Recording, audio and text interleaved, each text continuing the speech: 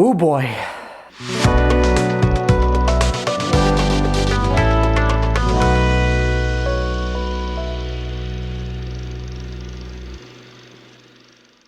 Hey everyone, it's Alexander Robinson. Welcome to the channel, and this is my review for Snow White, which is the latest live-action Disney remake. This movie is directed by Marc Webb and stars Rachel Zegler and Gal Gadot. This movie is slightly based off the grim fairy tale of the same name, but really, it's a remake of the very first feature-length animated film, as we follow the Princess Snow White, played by Rachel Zegler, whose evil stepmother, the Queen, has taken over the kingdom and has essentially turned the mood of the entire people upside down. Like, she is in total control, but one day the Queen's magic mirror tells her that Snow White is the fairest of them all. So the Queen tries to have Snow White killed. She runs into the woods. She encounters several creatures that the movie convinces us are dwarves, and along with some resistance fighters in the name of her father, the king, they try to take back the kingdom from the evil Queen. Now, I know a lot of people have been looking at this movie thinking that it's going to be the worst possible thing ever. I know some of you are here to see me rip into this movie, because I've gotten a few comments saying, are you going to review that god-awful Snow White movie?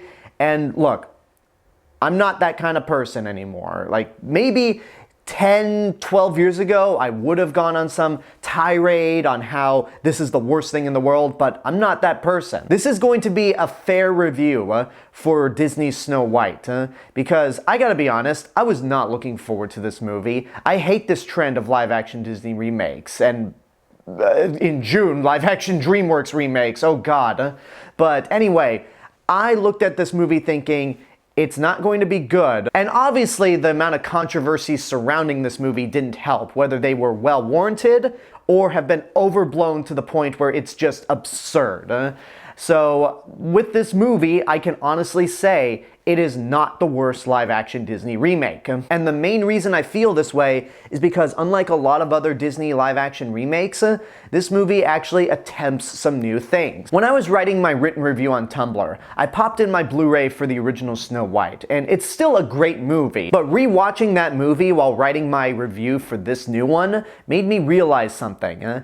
As great as Snow White is, it is not a movie that could be remade beat for beat today. While it is a timeless classic and does a lot of things that a lot of animated movies don't do nowadays, it is still a product of the 1930s. Just the way the movie is structured, the way the story is told, and just the way there are scenes that go on for far too long that don't really add anything to the story, it is a product of the time, and more or less an exercise on how to do feature-length animated films. And I think Disney and Marc Webb knew that they couldn't just remake that original movie, so they did some new things. The entire second act of the movie is essentially the animated film. The first and last acts are entirely original, and the movie is also made into a Disney Renaissance-style Broadway musical, because the original movie was not so much a musical when you think of Disney musicals. So they essentially made this version of Snow White into something like The Little Mermaid or Aladdin. There are a lot of original songs in this movie, and only 3 from the original film are retained, but also expanded. I'll say this right off the bat, the new songs are not memorable. They just really don't add anything to the story. But at the very least, it wasn't like watching the remake of The Little Mermaid, where I played the game of guess which songs were made by Alan Menken and Howard Ashman, and guess which songs were made by Lin-Manuel Miranda. I didn't have that mentality watching this movie. Again, the songs are not memorable at all, but there is one sequence that I actually think is the best this movie has to offer, and that's Whistle While You Work. Whistle While You Work in this movie takes place after Snow White has met the dwarves, and she tells them to tidy up their cabin. It's very well done. It's catchy. I even found myself, when I was sitting in the theater, just moving my foot back and forth to the beats.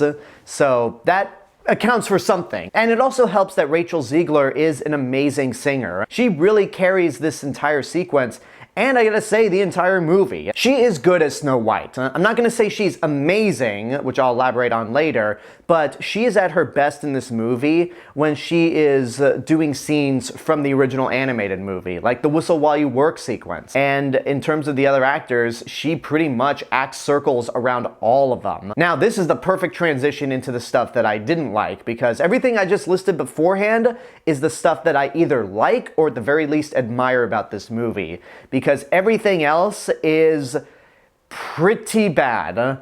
Let's just address the elephant in the room right now, the seven dwarves. They are just as hideous and unsettling as you first saw them in the trailer. They have a new element of the dwarves where they're able to touch all these gems in the mines and their hands glow. That doesn't really add up to anything. I guess it's supposed to indicate to us that these aren't actually dwarves, that they're magical creatures, but we don't get that sense later on in the movie. They never use those glowing hands except for the hi-ho sequence, which I gotta say, that sequence was very CG heavy, but it was entertaining. That song still really is a lot of fun. But the CGI on the dwarves overall is just terrible. They are unsettling to look at. They take you out of the movie whenever they're on screen. They look like the background characters in a Robert Zemeckis motion capture movie from the 2000s, nearly 20 years ago. I'm sorry, not nearly 20 years ago.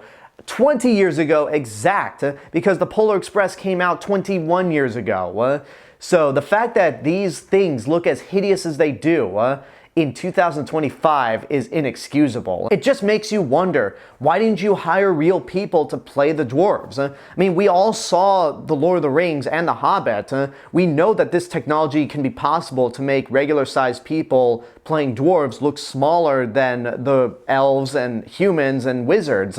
It's possible. Or better yet, why didn't you just hire actual little people to play the dwarves? And the reason why they did this in CG, I'll tell you right now, is because they wanted to try to replicate the look of the original dwarves, which does not translate well in live action. The classic designs for the dwarves in the original Snow White and the Seven Dwarfs worked because it was an animated film. You cannot translate those designs into live action, and with the exception of Doc, Grumpy, and Dopey, I can't tell the other dwarves apart. They all just kind of blend into each other as these weird, horrifying monsters. Now, I said that Rachel Zegler is mostly good in this movie. The parts in this movie where she is bad, however, are when she is tackling the original material. In the first act, she has a lot of blank expressions. I don't think she's that charismatic. And then the final act is just ridiculous. The way the final act plays out, it is so generic, and it has a "I'm Spartacus" moment as everybody in the kingdom, including the Queen's guards, turn on her, and I couldn't help but laugh at how absurd this moment was. The entire third act is a mess, and it's in these original moments where Rachel Zegler is at her worst. But at the same time, she still acts circles around Gal Gadot. I'm not even going to go to the full-on controversies that surround Gal Gadot, because there are things that she believes in that I clearly do not. So I'm just going to talk about her performance, and Gal Gadot really is terrible. She has never been that strong of an actress. The reason why she worked in the Fast and Furious movies is because she's part of a larger ensemble of people who are not great actors, but they have enough charisma to carry those movies. And in regards to the first Wonder Woman movie, where she's great, I think we need to give more credit to Patty Jenkins' direction than Gal Gadot's performance, because Patty Jenkins really did make that movie what it is, and why so many people, including myself, walked out of it going, Gal Gadot as Wonder Woman in this movie, I have to emphasize that this movie is the equivalent to Christopher Reeve as Superman. But everything else she's been in, whether it's Keeping Up with the Joneses, Death on the Nile, Wonder Woman 1984, or any of her other appearances as that character, she has never been a good actress, and this is her worst performance. She doesn't really come across as evil or scheming. When you watch the original Snow White, the evil queen had a presence. She was sinister, she was always plotting. This evil queen just comes across as more petty and annoyed and egotistical than anything. And she has a big song number in this movie, which emphasizes how bad a singer Gal Gadot is as well, because she cannot sing. And then you have Andrew Burnap as Jonathan, who is essentially this movie's version of the prince. This was another controversy that plagued this movie before it even came out, and it's mainly due to the fact that Rachel Zegler at D23 talked about how the original animated movie had its outdated moments, and that the prince was essentially stalking Snow White. Let me say this. Yes, the original animated movie does have some things about it that make it very much of its time, but oh boy, did she completely misremember that movie. In the original movie, the prince isn't in it long enough to be considered a stalker. He pops up at the beginning of the movie, startles Snow White, but then wins her over because she is fascinated and in love with the prince, even though they don't share many scenes together. And he doesn't pop up till the end of the movie until he brings Snow White back to life with true love's first kiss. That's not really stalking, that's just the nature of the fairy tale. So Rachel Zegler definitely misremembered this whole segment, but the way this got blown out of proportion, I'm just like, man, y'all complaining about this need to go outside and touch some grass, because you're making this a bigger deal than it needs to be. But as for Jonathan in this movie, he is basically the freedom fighter who's fighting on behalf of Snow White's father and is trying to liberate the kingdom from the evil queen. And he is bland, he is uninteresting, and he has no chemistry with Rachel Zegler at all. They try to build a romance, which, credit where credit is due, they try to do more with these two characters than they did with Snow White and the prince from the original, but the chemistry is not there. Watching The Little Mermaid, where, well, this movie's not good, but at the very least the chemistry between Halle Bailey and the actor who plays Prince Eric is there. That actually does work. It does not work in Snow White. To bring it all back home, is Snow White a bad movie? Yes, it is. There are so many things in this movie that are just unsettling, poorly executed, and just uninteresting. But at the same time, I don't think this is the worst remake that Disney has made, because I just found myself bored more than anything. With the exception of Rachel Zegler's performance here and there, and the entire whistle while you work sequence, I was just nodding off throughout this movie. I didn't actually fall asleep, but I was just so disengaged because of how boring it was. Now, in terms of the Disney remakes that I think are worse than Snow White, Pinocchio is so much worse. I finished that going, this is bad to the point where it's an insult to the original 1940 animated classic. I said this in my review, but the way you could redeem Pinocchio is if you put a prologue and an epilogue in that movie of some studio executives at the Disney screening on the lot watching the movie, and then the epilogue is them going, what the fuck was that? That would have saved the entire movie, because Pinocchio is so bad that if you reworked it as a satire of Disney live-action remakes, then I think it could work. I also think the 2019 remake of The Lion King is far worse. Not because it's insulting in any way, but because it's literally the same movie, but with a fresh coat of paint. Like, why would I spend my time watching the exact same movie from 1994 with no surprises? And that's what I fear with the upcoming How to Train Your Dragon remake, that it's literally going to be the same thing as the animated film. But getting back to Snow White, there was at least an attempt to do some new things. It didn't try to remake the original animated movie beat for beat. So I give credit where credit is due, but the execution was just not good at the end of the day. I say don't waste your money on it. The reason why I didn't walk out of this movie feeling angry is because, yeah, I knew it was gonna be this way.